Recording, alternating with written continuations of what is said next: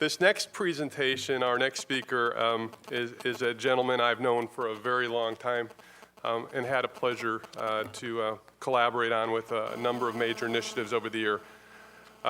Sam is, of course, a doctor, and he is a longtime innovator in the healthcare industry. It would probably be inappropriate of me to mention how many CEOs he survived at his current company, so I won't. But, but he's one of the guys that really understands the data and information that's available from health plans and payers, understands what goes on in the clinical realm, and rather than live at the intersection of criticism, I think lives at the intersection of collaboration. He's engaged in many forward-thinking innovations over the years in his career. I think of Sam somewhat in the way we think about what's going on with the selection of the new pope. But Sam is certainly one of the people. I think if I move in, I can get you off this introduction. Sam is one of the industry biggies, ladies and gentlemen. And but even at $100 billion of medical spend that Sam keeps his eye on, that's only 3% of spend in U.S. healthcare. Sam. Great, thank you.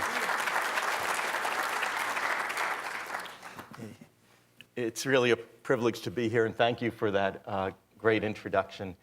You know what's interesting? Like the beginning of A Tale of Two Cities, we live in the best of times and the worst of times in healthcare. So the best of times because of the breathtaking advances in science, in information and technology, yet the worst of times because about 40% of what we do is not evidence or value-based. We make far too many errors. We have 50+ million people that are uninsured, and as they enjoy the benefits of insurance, healthcare costs, I think many of us believe, will move up. So how do we deal with all this? And I'm going to advance 3 themes during this talk. One of those themes, and this is for the future predictions, I was asked to predict the future, and one of them is that ACOs, and you've heard a lot about that, actually thrive. Payment moves more globally and value-based. And importantly, insurers get challenged by new market entrants, particularly those from the delivery system. And we're seeing that in ACOs, we're seeing that in Medicare Advantage, and we'll see that on exchanges. Second theme is that big data and real-world outcomes and research will actually drive greater evidence basis for clinical decisions. Now, if we couple that to the fact that we're going to have over time, whole genome sequencing within the next 5 years at a lower cost than a CT or MRI, that we're going to be able to have these extraordinary predictive capabilities about our own health and drive personalized medicine. So big data driving populations, genome sequencing driving personalized medicine. The third, and it's one that you're seeing in the last 2 days, is that we actually focus on the fundamental drivers of poor health. We reinvest and look at public policy and incentives for public health, whether they're smoking or blood pressure control. Also, we have to identify the hotspotters. For WellPoint, overall, 1% of our population drives 28% of all cost. 5 drives 54%. How can we ever begin to make care affordable unless we can optimize care for those individuals? So let's begin. I want to introduce briefly WellPoint to you. Some of you know WellPoint through Anthem Blue Cross of California. Others know WellPoint because of the cardinal role we played in advancing the Affordable Care Act, as most people thought that it was not going to advance. And we raised rates in California to make it very much an opportunity for the president to take it on for security. But that said, we actually are the nation's largest provider of Medicaid services to states. That as a result from the recent closing of the Amerigroup acquisition. We also touch 36 million Americans, so 1 in 9 carry an Anthem or WellPoint card, but more intriguing is that we touch 80 million Americans through subsidiary companies. So we'll talk about some of those, but many of you may not realize that American Imaging Management, or AIM, actually looks at the effectiveness of imaging and other services for many, many companies. We also are a key player in government services. So we're a big, diversified company that's building for the future. Now, you've heard repeatedly that our healthcare system needs to be fixed. So whether you're the Commonwealth Fund that looks at the challenge in the US healthcare system or the World Health Organization, we rank last or next to last in almost everything that we care about. Quality, safety, equity, efficiency, healthy lives. So we have to do better. And at the same time, we have these headwinds of escalating costs and technology, variation in care. So we have to, again, find the path forward. What most people are not recognizing is that healthcare costs are absolutely not sustainable. If we look over the last decade, look what's happened to the wage growth for the American average family. It's not moved at all, but healthcare costs have more than doubled. So our failure to grow wages for Americans is largely the result of advancing healthcare costs. Now, wherever you look, and I suggest reading to you the Better Care at Lower Costs. The IOM released this study some months ago. Everyone who studies this finds 30 to 40% of the care that we give is wasteful and inefficient. And that's whether you are health plans, policy groups, Institute of Medicine.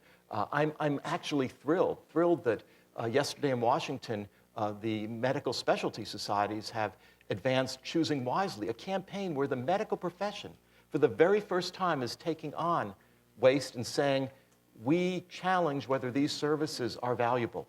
But no matter where it is, we see 30 to 40% waste, yet what are we talking about? Zeke Emanuel, my friend, just wrote an op-ed in the New York Times saying, this is good news. Healthcare costs are only going up, by mid-single digit. Think about this. If you have 30 to 40% waste, why can't we take them down? Now, we know that there are many drivers, a reimbursement system that rewards volume over quality. The more capacity we build, people come to that. Patients really have asymmetry with the knowledge base, and there's not shared decision-making, and we certainly have poor coordination. Add to that what is happening in the landscape today. Health plans are regulated through MLR. We have to, and you heard this from Scott, we have to give money back should we overprice products or be efficient in managing care. The delivery systems, we've seen this, have an increased appetite for taking on risk.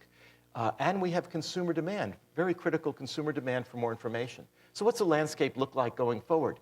The largest change, of course, is going to be the reduction of the uninsured, but that's going to occur as a result of growth in Medicaid and Medicare, in part, and exchanges, of course. Now, what's interesting, and you heard something about this, and again from Scott, how many people are going to leave the employer-based system to exchanges? And depends if you look at McKinsey that believes it's going to be 30%, or if you look at the Lewin Group or the CBO predictions, which are very low single digits. But we do know that over time, employers are continuing to raise the share of what employees pay, and that is viewed as a lack of affordability of care. Now, we have all been part of this debate. It's a grand debate, and in California, the debate takes place all the time. And that debate is, how do we provide essential health benefits? What should they be? And how do we make sure that we serve as many people who have these extraordinary medical needs? So the two parts of that argument is, we want consumer protection, we want comprehensive services, yet if we give those services, we have all of the issues of cost and affordability. The Institute of Medicine took this on. They issued a report required by the Affordable Care Act, and then it turned out that the states ultimately were asked to make the decision, and the states were asked to follow the directions of the largest small group plan in the market. We'll talk more about that in a second. Here's the other tax that I just want to comment on, and then we'll talk about solutions. This is work from Paul Ginsberg. And you can look at any of these markets that he studied, but there are two in California, San Francisco and LA. Now, we know the private sector pays the delivery system, doctors and hospitals more, but I think it's not been known how much more.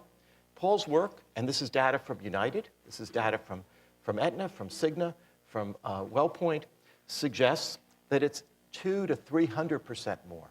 So 2 to 3 times. So if you think about that from a hospital perspective particularly, the private sector payment is driving a lot of the security, financial security for hospitals.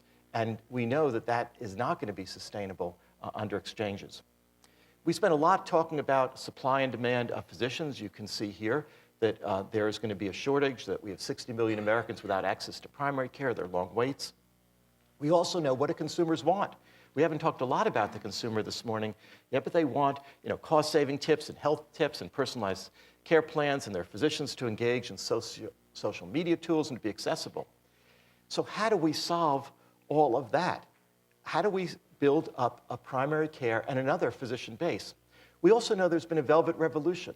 That velvet revolution is that doctors, not just in California, where they have large groups, but around the nation, are being acquired by health systems and others. And will they have the access points that we need?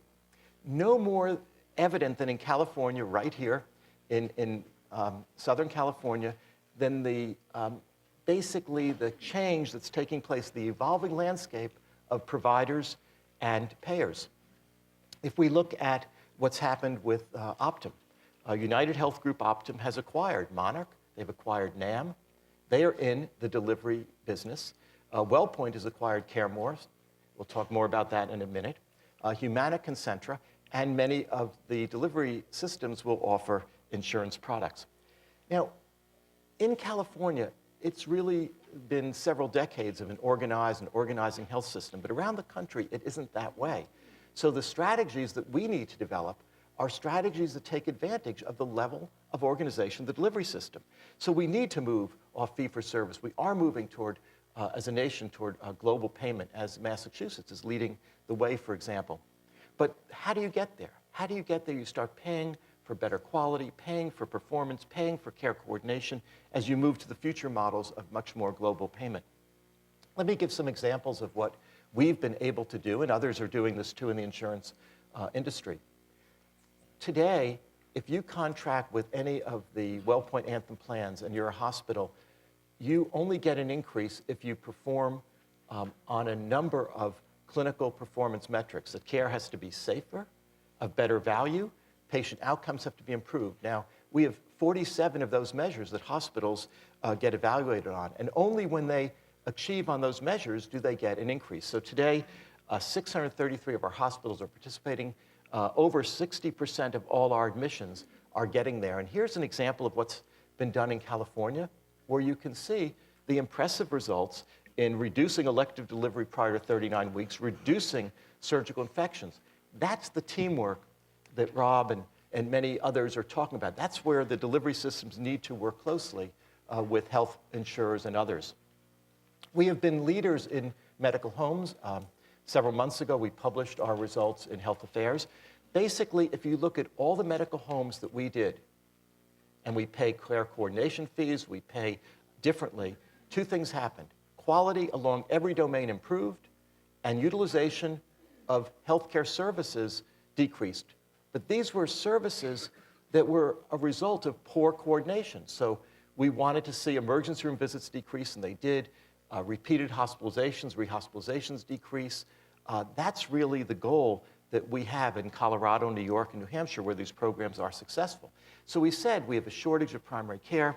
We have patient-centered medical homes that are beginning to get results. How do we take all of these pieces and put them together so we're supporting primary care?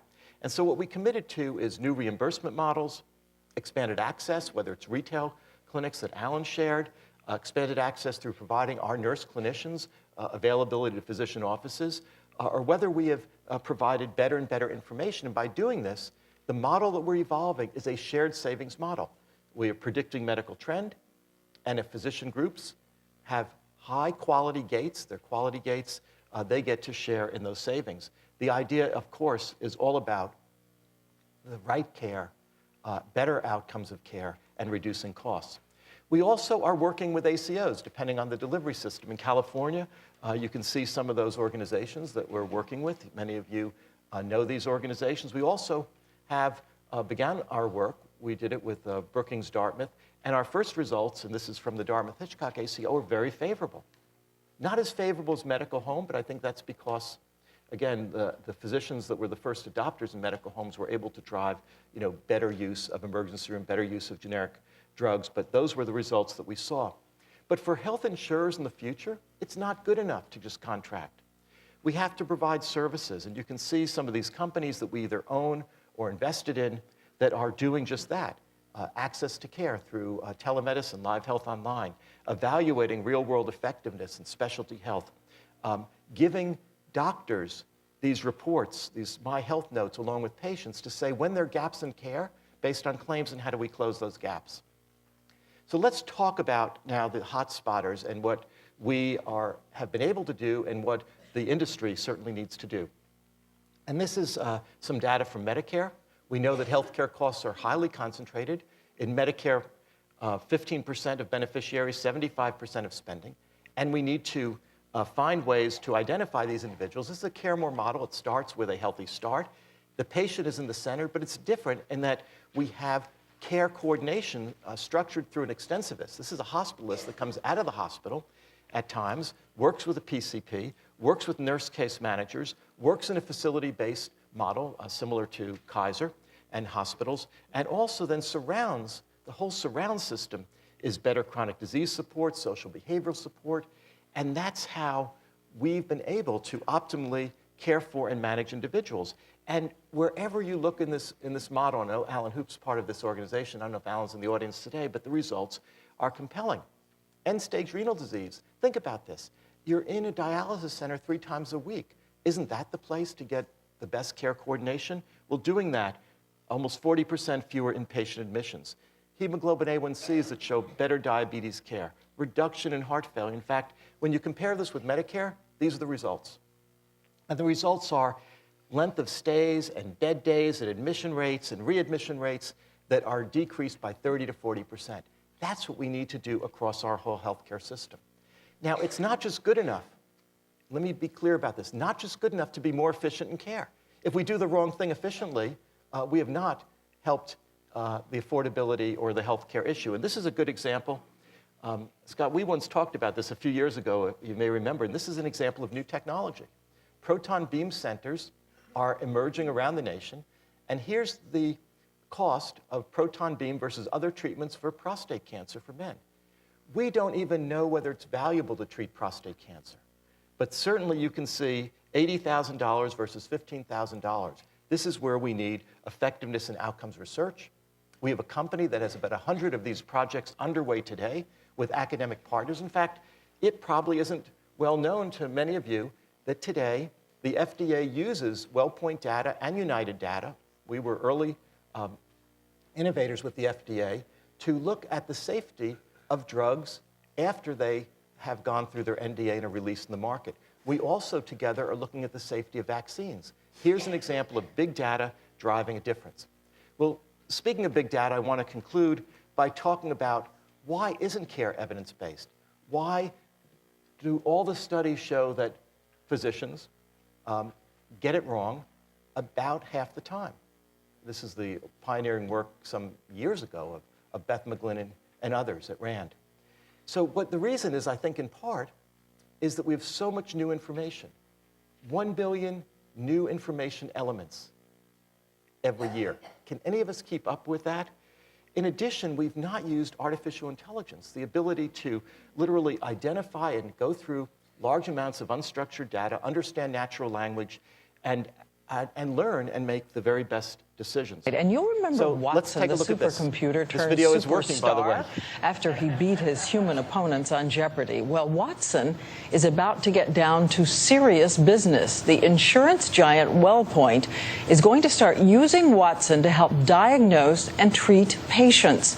And more than 34 million of us could be affected. ABC's David Wright reports on man, medicine, and machine. A heartbreaking work of this. He's beaten Jeopardy's best. What is staggering genius? That's right. Now Watson is poised to make crucial decisions about medical care. WellPoint's announcement today marks the first time the IBM supercomputer has ever gotten a real job. Dr. Watson has been studying for many months now, and he's gone through medical school, internship, residency. Anyone who's ever been a patient knows that the pitfalls in our system can put people in jeopardy. Insurance companies may not pay claims. Procedures can put people in the poorhouse. And even the best doctors have been known to make mistakes. So is the obvious answer Watson?